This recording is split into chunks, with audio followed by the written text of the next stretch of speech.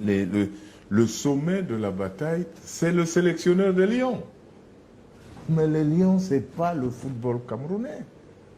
C'est la vitrine, on va dire, à tout le moins, c'est la vitrine. Très bien. Alors, contentez-vous de tromper donc vos clients en nettoyant bien la vitrine et chaque fois qu'ils vous demandent un produit qui doit venir du magasin, qu'on ne le trouve pas. Il n'y en a pas. Voilà, donc si vous faites ça, vous pouvez continuer de le faire. Donc, que tout le monde s'agglutine autour des Lions, que tout le monde parle des Lions, les supporters font pareil, regardez-les, ils ne vont pas au match de leur championnat, mais ils sont pleins lorsque les Lions jouent. Tout le monde s'égosille lorsque les Lions jouent, on ne parle que de ça, et donc on se trompe, à mon avis, on se trompe totalement, donc on ne construit rien, on trompe les autres et on se trompe. On lustre toujours notre vitrine, mais alors qu'on n'a rien en magasin. Voilà, on va parler peut-être du magasin, mais puisque vous parlez des Lions, on va peut-être y rester, les Lions qui sont dans la vitrine. Et cette fameuse bataille qui fait les choux gras de la presse et les commentaires dans les chaumières, la fédération a une position. Samuel a annoncé pour mercredi clarifier sa position, invité par son COMEX, son comité exécutif, à se prononcer sur le cas du sélectionneur. Il a sollicité un mandat supplémentaire de 3 jours qui prend fin demain à 18 h. Le ministère des Sports a sa position, affirmée récemment par son patron des lieux, le ministre Moele Kombi, qui est favorable au maintien au poste de Antonio Conceição, le Portugais. Et entre les deux, les positions semblent inconciliables. On n'a pas eu le sentiment, je ne sais pas si les deux se sont rencontrés entre-temps, peut-être vous avez une meilleure information.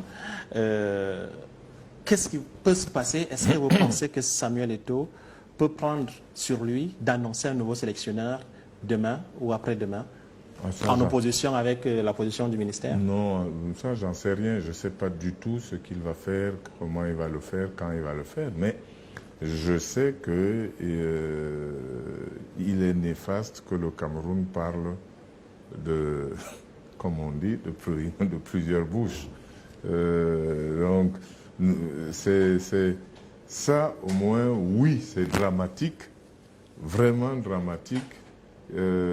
Qu'on arrive à ça et ça n'aurait jamais dû exister. Je ne sais pas comment on y est d'ailleurs. Qui a fauté selon vous sur le coup? Le ministre qui annonce à Mondovision que le coach est maintenu, ignorant les prérogatives de la FECAFOOT en la matière. Quelles sont les prérogatives de la FECAFOOT? Vous connaissez les textes, Antoine Bell? Non. Bien mieux que moi sur la question. Non, je connais surtout les us et coutumes. Je connais surtout les us et coutumes et quand je vous disais tout à l'heure le proverbe du bois, vous y arrivez sans vous rendre compte. C'est-à-dire que vous êtes arrivé le 11 décembre et vous avez un bois à dépecer. Regardez ce qui s'est passé avant. Et ce qui s'est passé avant, c'est que le contrat de concession est signé par 3 parties. Et si vous réfléchissez rationnellement, si... Les 3 parties doivent se retrouver pour évoquer la question du contrat. Non. En fait, il faut réfléchir. Et moi, ma modeste réflexion est que si le contrat entre un joueur et son club nécessite la signature du parent, ça veut dire en fait celui qui peut le plus, c'est le parent. Sinon, vous auriez fait sans lui. Mais si vous avez eu besoin de lui... Clairement, il y a une préséance dans... Mais lorsque vous regardez le contrat de concession, vous voyez que les gens qui sont purement des sportifs ont eu besoin de quelqu'un qui n'est pas sportif pour signer. Donc vous êtes favorable à la position du ministre? Oui, vous comprenez, en tout cas, vous comprenez sa démarche? Voilà, c'est là le problème, c'est que, je le disais tout à l'heure, on mélange tout. C'est pas moi, c'est pas mon choix, c'est quoi qui se passe d'habitude? Que faites-vous dans cette même fédération? Et donc la démarche est... La démarche de cette même fédération a été précédemment d'avoir recours à la signature du ministre. Si vous avez recours à la signature du ministre, tenez, nous venons d'organiser la CAN. Il n'y a que ceux qui ne veulent pas comprendre, qui croient que les États et les gouvernements sont absents du sport. Si vous vous souvenez, il n'y a pas eu d'accord cadre entre la fédération et la CAF. Il fallait l'État du Cameroun. Et la CAF ou la FIFA, quand ils viennent chez vous, ils ont besoin dans vos dossiers de l'engagement de votre État. Ça veut dire que cet engagement devient nécessaire. Oui, je comprends bien. Ça veut dire que vous ne pouvez jamais faire sans eux. OK.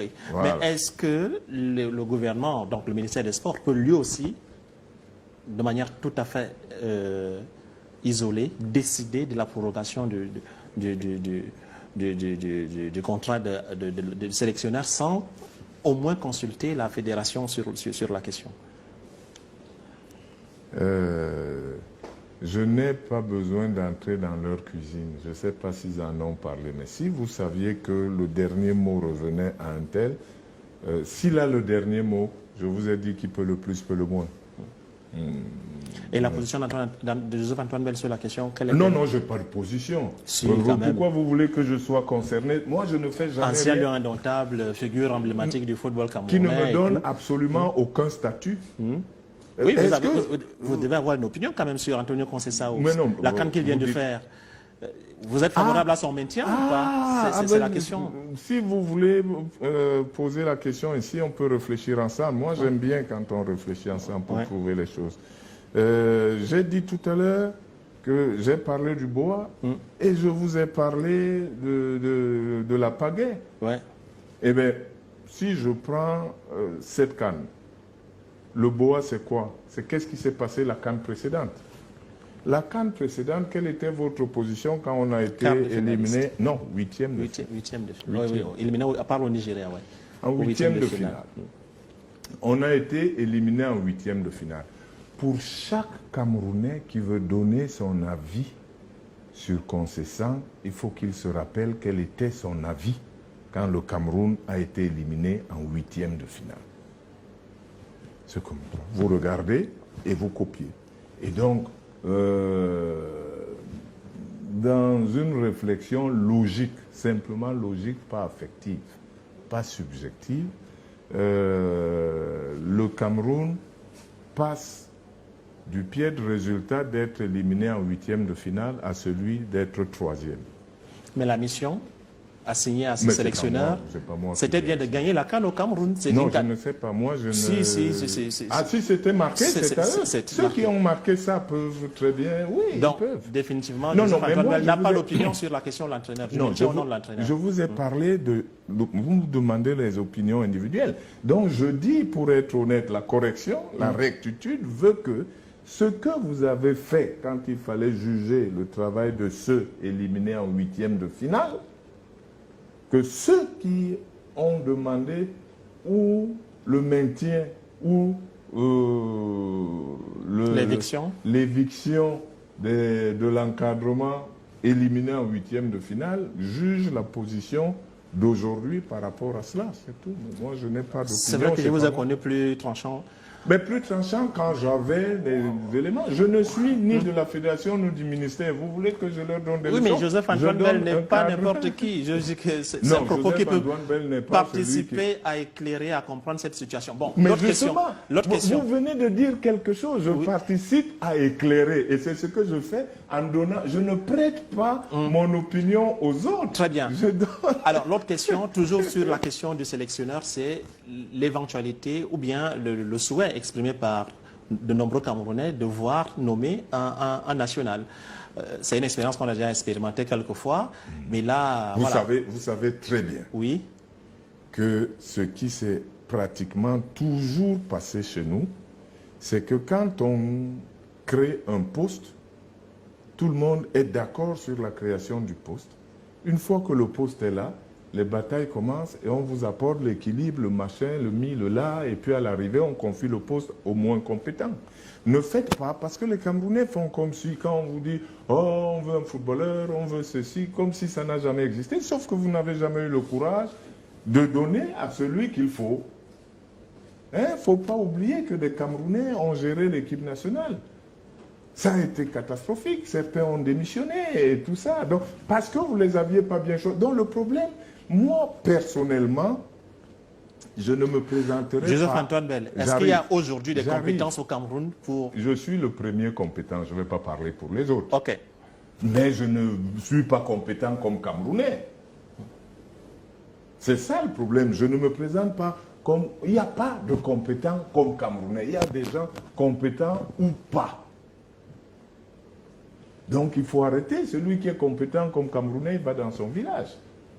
C'est pas...